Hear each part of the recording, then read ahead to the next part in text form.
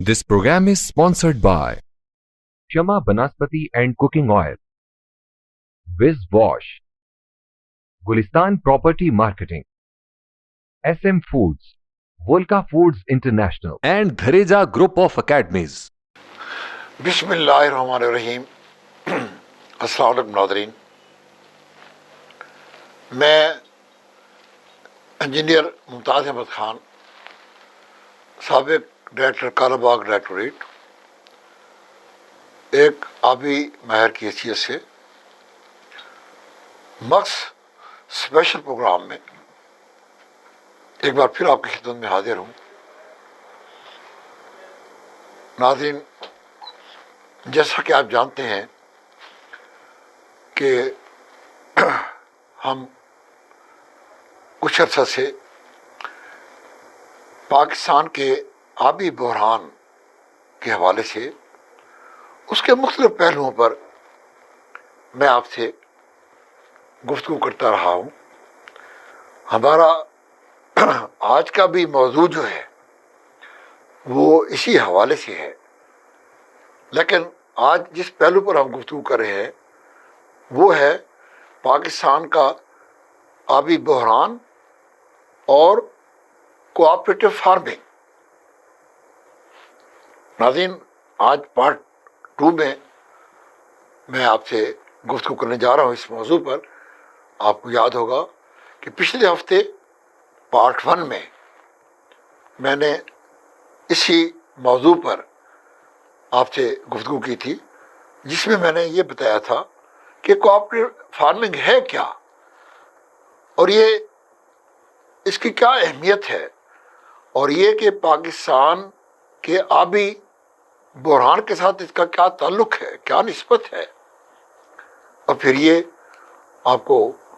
एक यूरोपियन मिसाल से बताया था कि दुनिया जो है वो कोऑपरेटिव फार्मिंग की बरकत से कैसे फैज़याब हो रही है। नाज़रीन, आज के पार्ट 2 में हम इसी मौजू पर बात करेंगे, लेकिन आज मैं बात करूंगा कि वो कौन से अवामिल हैं जिनकी वजह से हम पाकिस्तान में कोऑपरेटिव फार्मिंग के कल्चर को फ़रोग़ क्यों नहीं दे सके। जैसा कि मैंने पिछले प्रोग्राम में अर्ज़ किया था कि कोऑपरेटिव फार्मिंग का जो मतलब है वो ये है कि हमारे जो फार्मिंग कम्युनिटी है उसमें 90% बल्कि 95% वो किसान हैं जो कि बहुत छोटी होल्डिंग से मालिक हैं। मैंने 2-2 एकड़ के मालिक भी किसान देखे, हमारे अपने करीब मेरी अपनी उसके साथ 2 एकड़ के भी मालिक हैं, 5 एकड़ के मालिक हैं, 7 एकड़ के मालिक हैं, 12 एकड़ के मालिक हैं। यानी हमारे यहाँ 25 एकड़ रकबे को बड़ी अच्छी होल्डिंग समझा जाता है। हालांकि हकीकत ये है कि कम से कम हमारा जो हमारा जो एग्रीकल्चरल जो हमारा सिस्टम है, और जहाँ नहरी पानी, जैसे कि मैंने पिछले प्रोग्राम में भी अर्ज किया था कि कम से कम 200 एकड़ का यूनिट होना चाहिए, और 200 एकड़ का एक फार्मिंग यूनिट होगा तो इसी सूरत में आप जो जदीद जो तरीके हैं काश्त के, और जो एडवांस ज़राए हैं और तरीक़ेकार हैं और टेक्नोलॉजीज़ हैं वाटर एप्लीकेशन की, सोइंग की, हार्वेस्टिंग की, और वाटर एप्लीकेशन की, जब ये हम तब ही हम कर सकते हैं कि हमारे पास इतने वसाइल हों कि हमारा जो है किसान, उसके पास अपने इंडिपेंडेंट इनपुट्स हों, उन्हें किराए पर लेने की जरूरत ना पड़े, उनके अपने इनपुट्स हों, अपने ट्रैक्टर हों, अपने ट्रॉलीज हों, अपने ट्यूबवेल्स हों, अपने थ्रेशर हों, अपने कंबाइन हार्वेस्टर हों, और फिर उसके बाद उसको जो काश उसको उसकी मार्केटिंग के लिए वो वसाइल हों। तो भाई और बहनों, चूंकि हमारे जो फार्मिंग कम्युनिटी है, उनकी होल्डिंग्स बहुत छोटी है। आप बताएं कि 5 एकड़ का या 10 एकड़ का या 20 एकड़ का या इवन 25 एकड़ का जो मालिक है, वो चलो मुमकिन है 25 एकड़ वाला अपना ट्रैक्टर अफोर्ड कर लेता होगा, अपना ट्यूबवेल अफोर्ड कर लेता होगा, लेकिन कंबाइन हार्वेस्टर तो नहीं अफोर्ड कर सकता। वो ड्रिप इरिगेशन तो अफोर्ड नहीं कर सकता, वो स्प्रिंकलर इरिगेशन तो अफोर्ड नहीं कर सकता, वो लेजर लेवलिंग जो है लैंड की, वो भी शायद अफोर्ड ना कर सकता हो। लेकिन अगर किसान मिल जाए, अगर किसान आपस में मिल जाए, जैसा कि मैंने पिछले भी साल में बताया था कि अगर 4 किचन अलग हो और 1 किचन अलग हो, अगर 1 किचन हो, कंबाइंड किचन हो, तो उसके कितने फायदे हैं, और 4 अलग अलग किचन आप घर में बनाए तो चलाए तो उनका कितना नुकसान है। बिल्कुल यही सूरत है यहाँ कि अगर एक मोगा जिसके ऊपर लेटर से के 500 या 600 एकड़ रकबा है, उसमें छोटे बड़े सब किसान मौजूद हैं, अगर वो किसान आपस में मिलकर कम से कम 200 एकड़ का एक यूनिट अलग बना ले, अपना इकट्ठे हो जाए और एक यूनिट बनाकर और फिर अपनी एक तंजीम बना लें, एक ऑर्गेनाइजिंग या एक मैनेजमेंट कमेटी बना लें, और हर कोई उसके रकबे के मुताबिक, उसका जितना भी रकबा है उसके मुताबिक उसकी जिम्मेदारी उसको तफवीज़ कर दी जाए कि आपने ये काम करना है। देखो ना, अब तो 1 या 2 एकड़ का मालिक है, 5 एकड़ का मालिक है, उसको हर काम खुद करना पड़ता है, प्लोइंग भी करनी है उसने, सीड्स का भी इंतजाम करना है, पानी का भी करना है, फिर मार्केटिंग का भी करना है, हार्वेस्टिंग का भी करना है, सारे काम उसने खुद करने हैं। लेकिन अगर वो सब इकट्ठे हो जाएं और अपनी अपनी जो है रिस्पॉन्सिबिलिटीज को डिवाइड कर ले, अपने तमाम रिसोर्सेज को इकट्ठा कर ले और जो है अपने वसाइल को इकट्ठा कर ले, और अपनी जो लेबर है, जो मैन पावर है, उसको भी इकट्ठा करके, और उसमें जो डिवीजन ऑफ जो लेबर है या रिस्पॉन्सिबिलिटीज, अपनी अपनी जिम्मेदारियां अलग कर लें, तो क्या होगा, इसका ये फायदा होगा कि उन्हें जो आज वो हासिल कर रहे हैं पैदावार, इसका कम से कम और भी कुछ नहीं तो 2 गुना उन्हें इसकी आमदनी हासिल होगी। और अगर आप पाशी के जदीद ज़राए जैसे कि स्प्रिंकलर इरिगेशन है या ड्रिप इरिगेशन है, अगर वो इस्तेमाल करेंगे तो पैदावार 3 गुना भी हो सकती है। तो आप देखें कि कितना फायदा है। बात ये है कि ये कल्चर हम क्यों नहीं पैदा कर सके, इसकी सबसे बड़ी वजह क्या है? तो बहनों और भाइयों, इसकी वैसे तो सबसे जो बड़ी वजह है वो 2 वजूहात है, 2 वजह है। एक तो उसकी बड़ी वजह यह है कि हमारा जो पॉलिटिकल जो कल्चर है, وہ ہمارے جو حکمران آتے رہے ہیں، جو بھی حکمران آتے رہے ہیں، حقیقت یہ ہے کہ انہوں نے پاکستان کے آبی بحران، جیسے کہ میں نے اس سے پہلے بھی ایک پروگرام میں بتایا تھا کہ انہوں نے پاکستان کے آبی بحران اور اوور آل جو ایگریکلچر ہے ہماری،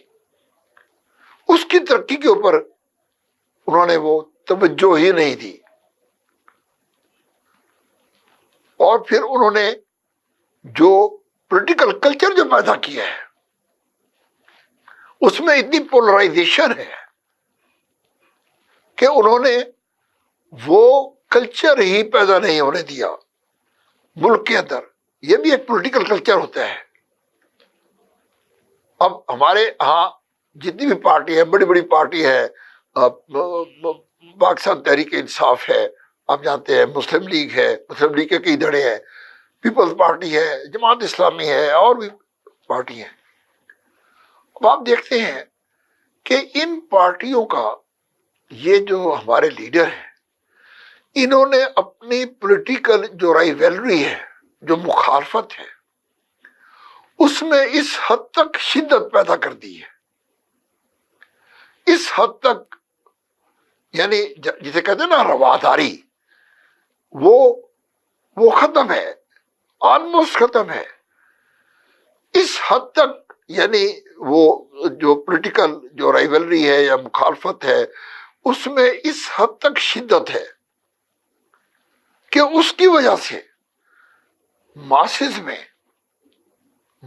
میں جو نیچے تک ہے وہ بھی اسی شدت کا شکار ہے۔ مثلا میں اگر پی ٹی آئی کو پسند کرتا ہوں تو مسلم لیگ سے اور باقی جو پارٹیز ہیں، جو مخالف پارٹیز ہیں، ان سے میری نفرت دشمنی کی حد تک ہو گئی ہے، اور یہی ہر پارٹی کا حال ہے۔ آپ دیکھیں سوشل میڈیا کے اوپر ورکر دوسری مخالف پارٹی کے متعلق تمام اخلاقی حدود کو چھو جاتے ہیں۔ یہ انتہائی بدقسمتی کی بات ہے۔ پھر دوسری جو بات ہے وہ یہ ہے، دوسری جو وجہ ہے، ایک تو یہ پولیٹیکل کلچر کی، دوسری یہ وجہ ہے کہ ہماری سوسائٹی کے اندر جو ایک اور وجہ سے بھی پولرائزیشن ہے، اور وہ ہے فرقہ واریت۔ فرقہ واریت، ہم مسلمان کم ہیں اور شیعہ سنی، بریلوی دیوبندی، اہل حدیث یہ پہلے ہیں، یہ پہلے ہیں۔ یہ اور ایک بدقسمتی کی بات ہے۔ اور پھر ہمارے رویوں میں اس قدر شدت ہے کہ ہم اگر اہل حدیث ہیں تو ہم بریلوی دیوبندی سے نفرت کرتے ہیں، بہت نفرت کرتے ہیں۔ شیعہ سنی اور بریلوی دیوبندی، اہل حدیث، یہ وہ علامہ اقبال نے کہا تھا نا کہ منفیت ایک ہے اس قوم کی، نقصان بھی ایک۔ منفیت ایک ہے اس قوم کی، نقصان بھی ایک۔ ایک ہی سب کا نبی، دین بھی، ایمان بھی ایک، حرم پاک بھی، اللہ بھی، قرآن بھی ایک۔ کیا بڑی بات تھی ہوتے جو مسلمان بھی ایک۔ فرقہ بندی ہے کہیں اور کہیں ذاتیں ہیں، کیا زمانے میں پنپنے کی یہی باتیں ہیں؟ تو ہم فرقہ بندی، ذاتوں اور سیاسی جو ہماری جو ایفیلیشنز ہیں، ہماری جو سیاسی جو ہمارا تعلقات جو ہیں ہمارے، ان کو ہم اس گہرائی تک ہم اس کلچر میں ڈوبے ہوئے ہیں کہ ہم ایک دوسرے کو اپنا مخالف سمجھتے ہیں۔ ایک ہی علاقے میں رہنے والے جو ہے، اب جب میں کوآپریٹو فارمنگ کی بات کرتا ہوں تو اب ہم جب 200 ایکڑ یا 250 ایکڑ کی ہم بات کریں گے تو لازمی بات ہے وہاں کوئی شیعہ ہوگا، کوئی سنی ہوگا، کوئی اہل حدیث ہوگا، کوئی بریلوی کو، کوئی دو بندی ہوگا، پھر انہی میں کوئی پی ٹی آئی کے حامی ہوں گے، کوئی مسلم لیگ کے حامی ہوں گے، کوئی پیپلز پارٹی کے، کوئی جماعت اسلامی کے، پھر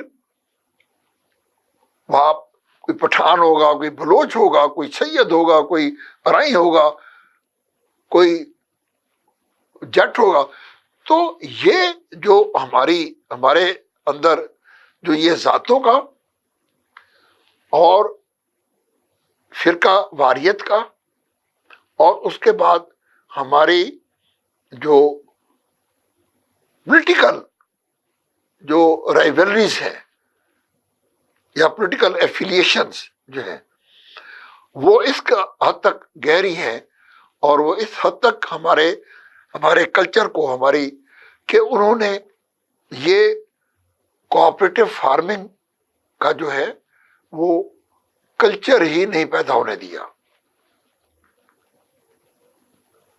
ایک تو یہ ہے. پھر اس کے بعد دوسری جو وجہ ہے، ہمارے حکمرانوں جو جتنی بھی حکومتیں آتی رہی ہیں، یہ بڑی بدقسمتی کی بات ہے کہ انہوں نے، چاہے وہ سویلین حکومتیں تھیں، چاہے وہ فوجی حکومتیں تھیں، چاہے وہ جمہوری تھیں یا غیر جمہوری تھیں، ہمارے حکمرانوں نے جو بھی پالیسیاں بنائی ہیں، جو بھی پالیسیاں بناتے رہے ہیں آج تک بھی، اس کے پیچھے اپنے اقتدار کو طول دینا، اپنے سیاسی مفادات کو سامنے رکھنا، ان کو ترجیح دینا. ہماری جتنی بھی ڈیولپمنٹ بھی ہوتی رہی ہے، جتنی بھی منصوبہ سازیاں بھی ہوتی رہی ہیں، ٹھیک ہے جی، ان میں بھی میں نے یہ دیکھا ہے کہ مثلا جیسے میں یہ کہتا ہوں کہ ملتان میں میٹرو کا پروجیکٹ بنا ہے. حقیقت یہ کہ آپ دیکھ رہے ہیں کہ یہ میٹرو پروجیکٹ جو ہے ملتان کا، یہ ناکام ہے. اکا دکا آپ کو بسیں چلتی ہوئی نظر آتی ہیں، ورنہ یہاں وہ کلچر ہی پیدا نہیں ہو سکا ہے. اور حقیقت یہ ہے کہ ملتان میں اس میٹرو کی ضرورت نہیں تھی. یہاں یہ پیسہ جو ہے، جتنا اربوں روپے جو خرچ ہوئے ہیں، یہ اس سے اور بہتر طریقے سے یہاں کے ٹریفک کے مسئلے پر قابو پایا جا سکتا تھا. بدقسمتی کی بات یہ ہے کہ ہمارے حکمران جو ہیں وہ جتنی بھی پلاننگز کرتے ہیں، جتنی بھی ترقیاتی منصوبے بناتے ہیں، ان میں سیاسی مفادات. اب یہ جو میٹرو کا بھی پروجیکٹ ہے، مجھے یاد ہے اچھی طرح کہ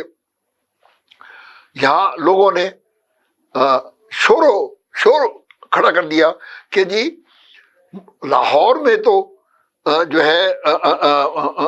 میگا پروجیکٹس بن رہے ہیں، لیکن جنوبی پنجاب میں، یہ ہمارے وسیم میں کوئی بھی میگا پروجیکٹ نہیں بنا. چنانچہ وہ شہباز شریف صاحب کی حکومت نے اس حد تک شور اٹھایا گیا، اس حد تک شور ہوگا کہ ہمارے جنوبی پنجاب میں کوئی بڑا پروجیکٹ نہیں ہے. اور مجھے یاد ہے اچھی طریقے سے کہ جو لوگ یہ شور بچا رہے تھے، جب یہ پروجیکٹ بن گیا اور حکومت مجبور ہو گئی کہ یہاں ملتان میں بھی کوئی میگا پروجیکٹ ہونا چاہیے، اور 30 ارب روپے برباد کر دیے گئے اس پر،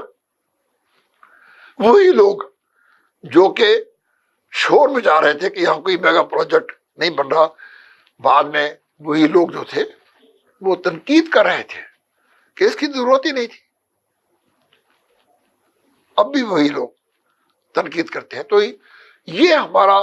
پولیٹیکل کلچر ہے کہ جہاں ہم جب حکمران یہ فیصلہ کرنے لگ جائیں کہ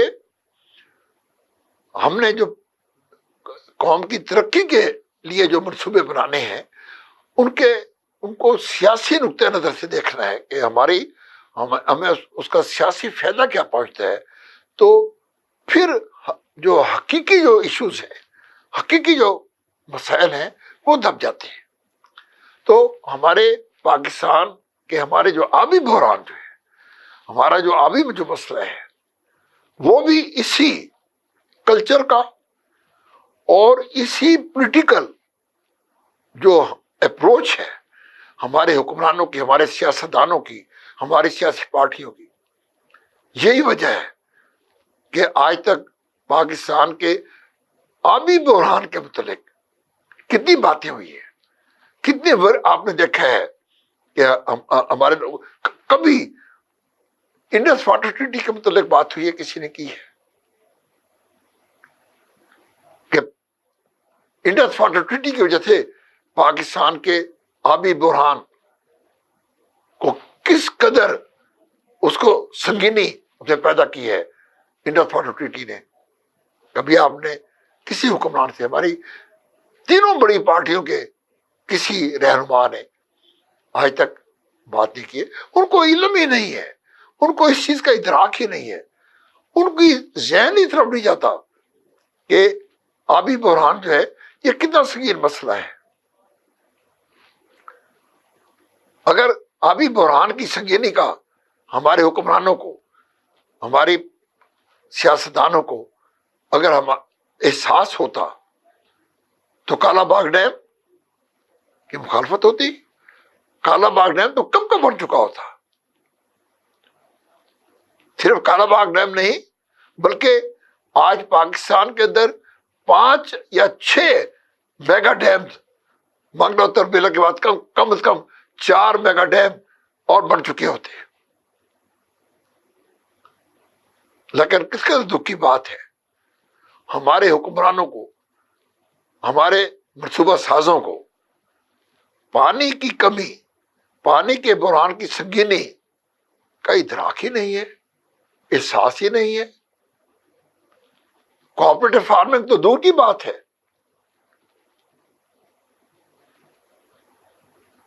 جو ڈیمز ہیں پوری دنیا کا جس پر کانسنسس ہے، اتفاق رائے ہے کہ پانی کی کمی، پانی کے بحران یا کسی قوم کے لیے پانی کی کمی کا سب سے مؤثر اور سب سے اہم اور سب سے اول جو حل ہے وہ ہے کہ پانی کو ضائع ہونے سے بچانا، جو پانی اویلیبل ہے اس کی سٹوریج کا بندوبست کرنا، ڈیمز بنانا۔ تو یہ ہمارے حکمرانوں نے کتنی غفلت ہے۔ تو کہنے کا مطلب یہ تھا کہ ڈیمز پر تو میں بہت سے پروگرام میں بات کر چکا ہوں، لیکن یہ جو کوآپریٹو فارمنگ ہے، کوآپریٹو فارمنگ بھی ایک طریقہ ہے کہ جو ہمارے پاس پانی اویلیبل ہے، جو اس کی سنگینی ہے، اس کو ہم کم کر سکتے ہیں کوآپریٹو فارمنگ سے۔ تو میرے بھائیوں، بہنوں اور بزرگوں، اس میں جو اہم ترین جو ضرورت ہے اس وقت وہ یہ ہے کہ یہ اویئرنیس پیدا کی جائے ہماری جو فارمنگ کمیونٹی ہے اور عام لوگوں میں، کہ کوآپریٹو فارمنگ جو ہے وہ صرف پانی کے بحران کے لیے نہیں، پانی کے بحران کی شدت کو کم کرنے کے لیے نہیں، بلکہ ہماری جو زرعی معیشت ہے، اوور آل ہماری زرعی معیشت کی ترقی کے لیے، اور پھر اس کے بعد اس پر ہماری جو انڈسٹریل، ہماری صنعتی ترقی ہے، پورے ملک کی جو اوور آل جو اکانومی ہے، جس کا جو کہ ڈیپینڈ کرتی ہے ہماری ایگریکلچر کے اوپر، اور ہماری ایگریکلچر کا اہم ترین جو ان پٹ ہے وہ پانی ہے۔ تو جب تک ان چیزوں کے متعلق اویئرنیس پیدا نہیں ہوگی، ادراک نہیں ہوگا، احساس نہیں ہوگا، تو کیسے مسئلہ حل ہوگا؟ تو یہ جو پروگرام ہم کر رہے ہیں مکس نیوز سے، مکس اسپیشل سے، ان پروگراموں کا جو مقصد ہے وہ بھی یہی ہے کہ لوگوں میں، عام پبلک میں وہ یہ اویئرنیس پیدا کی جائے یہ ادراک پیدا کیا جائے کہ یہ پانی کا بحران کتنا سنگین ہے اور وہ کون کون سے ذرائع ہیں اور طریقے ہیں جن سے ہم اس بحران پر قابو پا سکتے ہیں. تو یہ کوآپریٹو فارمنگ جو ہے یہ بھی ایک انتہائی اہم جو ہے وہ طریقہ ہے, ایک وے آؤٹ ہے جس سے ہم نہ صرف یہ کہ پانی کے بحران پر قابو پا سکتے ہیں بلکہ ہم اپنی ایگریکلچر اور اپنی ایگریکلچرل اکانومی کو بھی ہم بہت ترقی دے سکتے ہیں. اس کے لیے کسانوں کے درمیان یہ کلچر پیدا کرنے کے لیے ایک تو اوور آل میں یہ ریکویسٹ کروں گا اپنے تمام ناظرین سے, اپنے تمام سامعین سے کہ خدا کے لیے ہمارے ملک میں جو پولیٹیکل اور یہ جو فرقہ واریت کا جو کلچر ہے, ٹھیک ہے جی, اس کی یہ ٹھیک ہے فرقہ واریت ہے, فرق موجود ہے, یہ تو ختم نہیں ہو سکتی ہے, سیاسی پارٹیاں بھی ختم نہیں ہو سکتی ہیں, یہ بھی سیاست بھی چلنی ہے, لیکن ہمیں ہمارے حکمرانوں کو, ہمارے سیاستدانوں کو, سیاسی لیڈروں کو چاہیے کہ خدا کے لیے اپنی زبان کو اور اپنی جو رائیولریز ہے سیاسی ان کو اس حد تک نالج ہے کہ جہاں پورے معاشرے کے اندر جو ہے وہ شدت پسندی آ گئی ہے, جس کی وجہ سے ہم یہ کوآپریٹو فارمنگ کا کلچر بھی اپنے ملک میں ترقی نہیں دے سکے. اس کے علاوہ ہمارے حکمرانوں کو چاہیے کہ وہ جہاں بھی کوآپریٹو, اگر فارمنگ کمیونٹی کوآپریٹو بناتی ہے تو حکومت کا فرض ہے کہ ان کو شروع میں جب یہ کلچر ایک دفعہ اسٹیبلش ہو گیا, بن گیا, تو پھر تو وہ کوآپریٹو خود اتنے طاقتور ہو جائیں گے کہ انہیں حکومت کی مدد کی ضرورت نہیں ہوگی. لیکن ٹو اسٹارٹ ود یہ ہمارے پلانرز کو چاہیے, ہماری حکومتوں کو چاہیے کہ وہ کسانوں کے اندر کوآپریٹو فارمنگ کا کلچر ڈیولپ کرنے کی, اس کو فروغ دینے کے لیے منصوبہ بندی کریں, اور اس کے لیے جو وسائل ہیں ٹیکنالوجیکل بھی اور جو معاشی وسائل ہیں وہ بھی حکومتیں ہماری فارمنگ کمیونٹی کو پرووائڈ کریں, تاکہ اس ملک میں کوآپریٹو فارمنگ کا کلچر ترقی پائے, جو کہ پانی کے بحران کی شدت کو, اس کی سنگینی کو کم کرنے کے لیے انتہائی ضروری ہے. محترم سامعین, ناظرین, بزرگوں اور بھائیوں, انجینئر ممتاز احمد خان کو مکس اسپیشل پروگرام میں آج کے اس موضوع پر اس گفتگو کے بعد اجازت دیجیے. اللہ حافظ. اللہ تعالیٰ ہم سب کا حامی و ناصر ہو. والسلام. This program is sponsored by Shama Banaspati and Cooking Oil, Wiz Wash, Gulistan Property Marketing, SM Foods, Volca Foods International, and Dhareja Group of Academies.